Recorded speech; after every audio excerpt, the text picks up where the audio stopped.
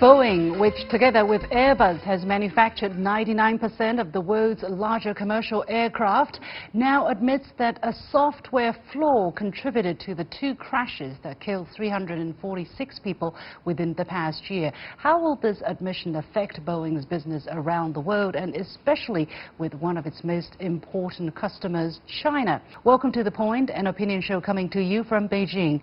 I'm Li Xin.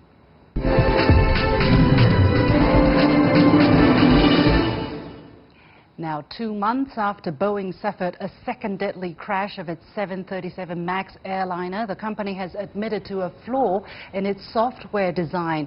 According to Boeing, the flight simulation software was, or rather the flight simulator software was unable to mimic the same flight conditions that confronted the Ethiopian Airlines flight that crashed in March, or that of the Lion Air flight that crashed in Indonesia last October. The repercussions of Boeing's admission could be dramatic for America's largest exporter and airplane manufacturer. Together with Airbus, they dominate 99% of the global airlines market. The impact may be particularly acute for Boeing's business in China, which is considered its most important export market.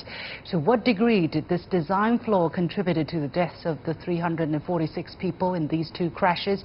And how much might this admitted flaw, coupled with the ongoing U.S.-China trade war, affect Boeing's business with China? Joining me today in the Beijing studio is Edgar Perez, technology author and keynote speaker on AI and quantum computing. Now, in the statement, the company said, and I quote, Boeing has made corrections to the 737 MAX simulator software and has provided additional information to device operators to ensure that the simulator experience is representative across different flight conditions. So, Mr. Perez, talk to us about exactly what it means from a technical perspective. How important is the simulator to the safety of the flights? Very important if it can represent exactly conditions of flight in this particular case. But let's start with the point that actually the software that manages the plane, it was defective, and Boeing knew about that way in advance. So definitely there's going to be a big responsibility from management. Think about how they are developing planes in this market when they actually dominate the world with Airbus, and at the same time how they are testing their planes. There are lives on the line here, so obviously they have to be very persuasive now with airlines, regulators and users around the world that they now are getting their act together. Mr. Perez, what is your take on the situation? Boeing has 100% responsibility. We're looking at the market when Boeing is competing with Airbus. There's a rush to manufacture planes, to deliver planes. Airlines are requesting planes. There's a growth in the population that wants to travel. So obviously there's a rush to develop and to prepare this. However, this rush has to be evaluated. Can only deliver so many planes if I'm going to be able to test all of them in the proper way. So definitely Boeing has a responsibility. It's my understanding, culture in Boeing was to deliver planes, no matter what. So some corners have been cut. And that's something that Boeing will have to respond, not only to regulators, but also to airlines, clients, hundreds of clients all over the world, and ultimately users. Mr. Perez, does it look like these fleet might return to the sky anytime soon here in China? Well, not anytime soon. Boeing has to guarantee that they have developed an extensive process for testing of these planes. Regulators, so we need to conduct also absolute and exhaustive testing processes for these planes as well.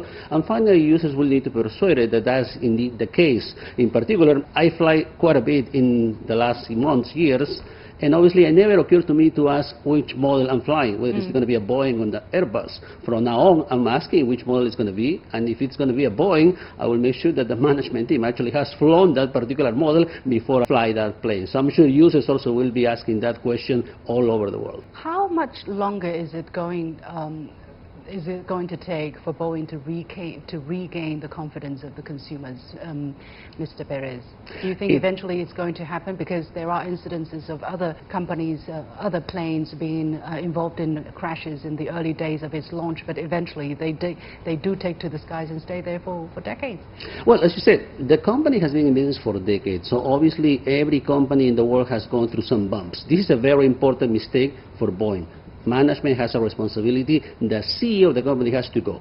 The fact that we are learning about details of these incidents day by day, drop by drop, bit by bit, definitely speaks volumes about the culture in Boeing, and that has to change. On the other hand, Boeing and Airbus have decades of relationship with hundreds of airlines around the world. There are no other major competitors at this moment that could take the place of Boeing. So eventually Boeing should fix that, both management issues and both technical issues, to be able to offer a word to regulators that now the planes are safe to fly. Many thanks to Edgar Perez, technology author and AI specialist.